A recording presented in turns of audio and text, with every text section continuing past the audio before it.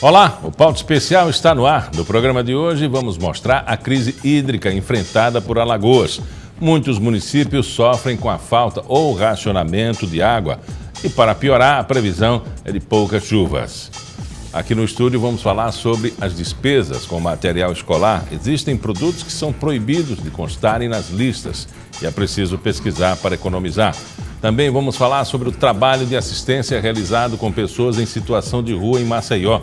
É que nessa época do ano, essa parte da população aumenta na cidade.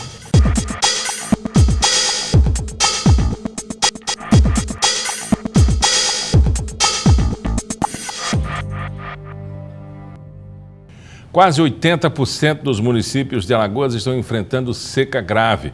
Muitos já sofrem com racionamento e desabastecimento. E essa situação só tende a piorar, já que os especialistas alertam para um verão com chuvas abaixo da média. Alagoas deve enfrentar um dos piores períodos de estiagem das últimas décadas. O alerta é do Comitê de Combate à Seca do Estado. Estudos feitos pelo órgão concluíram que 86% do território alagoano apresenta um nível de seca extrema ou excepcional. 77 municípios estão nessa situação e a população já deve se preparar para enfrentar um verão bastante seco. É que durante o inverno choveu apenas 40% da média histórica. E os reservatórios estão assim, com o nível da água muito baixo. Uma das consequências da seca extrema são as grandes perdas agrícolas com a escassez de água generalizada. A seca excepcional tem as mesmas características, porém acrescentando escassez nos reservatórios, poços e córregos. É a chamada situação de emergência. E o clima parece que não vai dar trégua. A perspectiva é que, principalmente agora no nosso verão, no verão do estado de Alagoas, que ele já é característico de pouca chuva, de temperaturas mais elevadas, de pouca nebulosidade, a gente tem um verão com chuvas abaixo dessa média ainda. Tenho pouca esperança de que tenhamos chuva suficiente para repor mananciais, para melhorar a situação hídrica aqui do nosso estado. De acordo com a Casal, a baixa vazão dos reservatórios pode resultar em colapso hídrico em pelo menos 20 municípios. 12 cidades já estão em estado de risco iminente e 14 com dificuldades na distribuição de água. E a capital também corre risco? A gente está monitorando, está avaliando dia a dia. Se essa situação perdurar, poderá sim, dentro de um prazo aí talvez de uns próximos 30 dias, a gente iniciar um processo de rodízio para que, tendo menos água para disponibilizar para a população, a gente possa distribuí-la de forma que todos possam ser atendidos. Para quem tem filhos em idade escolar, o ano começa com a despesa já esperada. A compra dos materiais que serão usados ao longo do ano. Mas é preciso ficar atento tanto para alguns produtos que são proibidos de constarem nas listas, quanto nos preços. Afinal, pesquisar é sempre a melhor solução para economizar. Para ajudar nesse processo todo, o Procon Alagoas divulgou uma lista com itens que as escolas estão proibidas de cobrar. Quem explica melhor é o coordenador da Escola Estadual de Defesa do Consumidor, Gustavo Costa. Como é que foi formulada, como foi aprovada essa lista? Essa lista ela vem determinada por uma lei, né? Existe a Lei 9.870, que é a lei das escolas, né? E foi acrescido o parágrafo 7º no inciso 6º, pela Lei 12.876, de 2013, onde determina o que a escola pode pedir e o que não pode. Né? Tem, por exemplo, os materiais escolares que a escola não pode pedir de forma alguma, que são aqueles materiais coletivos. Por exemplo, ela não pode pedir um grampeador, ela não pode pedir um lápis para lousa, ela não pode pedir um apagador para lousa, ela não pode pedir toner para impressora. Porque isso é insumo da escola. É insumo da escola. Isso já se encontra, a própria lei já diz, já se encontra nos cálculos para determinar o valor da anuidade ou da semestralidade, de acordo com o estabelecimento. E as escolas faziam isso, cobravam essas coisas dos alunos? Cobrava com frequência. Vem hoje em dia diminuindo o Procon está sempre em cima, sempre atualizando. Então, para a gente ter uma ideia do conceito, o que for do aluno é obrigado a se comprar. O que for material de insumo de escola está fora da lista. Exatamente. O que for material uso exclusivo do aluno, esse material pode ser pedido. Desde 2013 que essa lista existe, a lei existe, desde 2013 que essa lista existe. Algumas escolas elas avançam e cobram sem que os pais percebam. Avançam sim, cobram. Aqueles pais que não lê o contrato, que não, quando recebe a lista não procura observar, eles vão e compram. Acham que é obrigação de comprar. Essa lista, ela se estende também, não só ao material que é impedido a escola pedir, como o material que elas podem pedir, mas também tem os itens. São 24 itens que ela pode pedir, mas com restrições. As restrições são de números.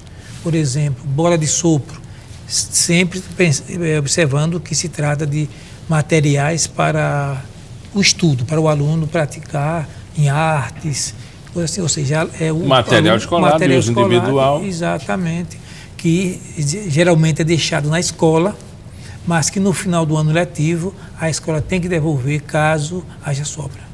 E a bola de sopro pode estar justificada numa aula, no processo respiratório, uma explicação sobre festa, cálculo de sopro, enfim, dependendo da oportunidade de ensino, né? De ensino. Desses 24 aí que você citou, quais são? Os 24, por exemplo, a bola de sopro é uma delas, né? A restrição é a quantidade, né? Tem o pedido de algodão também, desde que seja algodão para uso das matérias, daquela aula, no trabalho de arte, que utilize o algodão, não um algodão para você utilizar em caso de medicação, necessidade, é utilizar na arte, né? Durex, durex colorido, uma série de são 21 itens, né? Onde a escola pode pedir, mas na quantidade determinada por lei. E o que o pai não deve comprar de jeito nenhum e deve questionar na escola? O pai não pode pagar, caso haja cobrança, de uma declaração, né? Já está embutido nos custos da anuidade da semestralidade. Mas isso é muito comum as escolas cobrarem, comum, né? Não se pode cobrar declaração, não se pode cobrar transferência, não pode cobrar certificado. As escolas sempre usam a liberação desses documentos e se o pai ou a mãe, o responsável financeiro, tiver com alguma inadimplência, eles costumam represar isso aí ou até recomendar esse aluno que vai para outra escola, ele sabe que vai ter a transferência, dizer que é mal pagador. Isso não pode, né? Não pode, isso é constrangimento ilegal. A escola primeiro tem que fornecer, porque muitas escolas dizem, não, está em débito, não posso fornecer a documentação. A lei é bem clara. Não se pode cobrar, muito menos impedir que o aluno seja transferido, porque ele não libera que o aluno seja aceito por outra escola, porque não tem um histórico. Não, ela é obrigada a fornecer, e sem nenhuma restrição.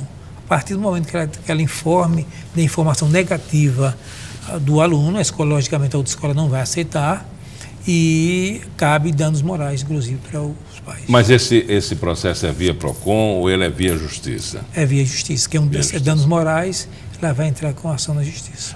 Alguns pais procuram o PROCON nessa época do ano para reclamar de escolas específicas e vocês têm uma lista dessas escolas, como tem a lista das empresas mais reclamadas? Tem não exclusivamente em separado, mas tem dentro das empresas mais reclamadas, vai ter todo tipo de escola, outra parte econômica, outra parte comércio, banco, coisa assim. Então as escolas estão nessa lista. E as escolas se valem também da necessidade do pai, né, e do aluno em frequentar aquela escola e terminam ludibriando, né? Vocês fazem reuniões com as escolas, com a Associação das Escolas, com o Sindicato das Escolas, já para chamar a atenção de que a cobrança é para valer, que não se pode transgredir? Isso é feito anualmente. Foi em razão dessas reuniões que diminuiu bastante esse tipo de pedido indevido. Vocês fazem pesquisa e apontam os valores dos produtos e colocam isso à disposição do público? Também se faz. As nossas pesquisas, elas são feitas em todo o período de eventos, né? Natal, Ano Novo, Dia dos Pais, Dia das Mães, época de Natal, época de compra de livros. Então, isso aí tudo é pesquisado e colocado à disposição do consumidor para que ele não precise estar se deslocando. O PROCON fornece esse serviço, ele vai no site do PROCON e vai encontrar os preços mais baratos. Muitas escolas também, eles fazem uma coisa que, a meu ver, foge à legislação, que é indicar a loja em que o material é exclusivo, ou fardamento. Isso não pode, né? Não pode. As escolas podem pedir o que ela tem permissão para ela pedir, mas ela não pode determinar o estabelecimento da compra. O pai tem o direito de pesquisar, de comprar o mais barato, muito menos de determinar a marca. Lápis marca tal, caneta marca tal. Isso não pode, isso é ilegal. Só existe uma situação de a escola pode exigir. Por exemplo, tem escola que utiliza no ensino livros. Essa escola não pode exigir onde você vai comprar. A não ser que eles tenham um módulo próprio, não é isso? A não ser que eles tenham um módulo próprio. Aí sim, esse módulo pode ser fornecido pela própria escola, o pai do aluno compra na escola, ou então ela determina um local para comprar, porque em outro local não vai encontrar. Uma coisa que a gente tem observado, e muito pai tem reclamado de escolas que proibiam alunos entrarem de boné, um tênis de outra cor que não seja o preto, e o casaco tem que ser o da escola. O casaco faz parte do fardamento? Não, o casaco não faz parte do fardamento, mas a escola ela tem um critério. Aqui só entra, não pode usar boné, não pode usar isso, aquilo, aquilo. A escola pode, são normas da escola que tem que ser respeitadas. E casaco exclusivo também, né? Só pode ser o casaco da escola. Se quiser entrar com casaco, vai entrar com da escola. Tem que ser aquele. Tem que ser. E pode, isso é um critério da própria escola. Exatamente. Agora, aproveitando, né, que a gente tem um tempinho ainda, compras de Natal, Ano Novo, as pessoas gostam de presentear e às vezes o presente não se adequa ao gosto ou não se adequa, por exemplo, ao tamanho, né? Enfim, até quando se pode fazer troca? É preciso guardar a nota fiscal? A nota fiscal sempre deve ser pedida. Mas é presente. Como é que eu vou dar um presente com nota fiscal? Não, fica com aquele que presenteou, né? E se houver necessidade, o presenteado solicita, né? Mas o importante nesse momento é você perguntar na loja, o lojista, se ele pratica a troca. Em caso do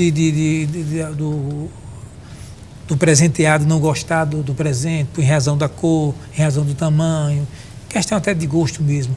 Eu posso trocar, ele pode vir trocar, aí se a empresa disser que sim, se for disser que sim, solicita-se que coloque isso em nota fiscal, com carimbo, determinando a data, porque aí ele assumiu um compromisso. Então, o compromisso é dívida e tem que cumprir. Conversamos com Gustavo Costa, ele que é coordenador da Escola Estadual de Defesa do Consumidor. Muito obrigado pela entrevista. Eu que agradeço. No próximo bloco vamos falar sobre o trabalho de assistência à população em situação de rua, que é realizada pela Prefeitura de Maceió. Na época das festas de fim de ano, o número dessas pessoas aumenta, principalmente na região da orla da capital.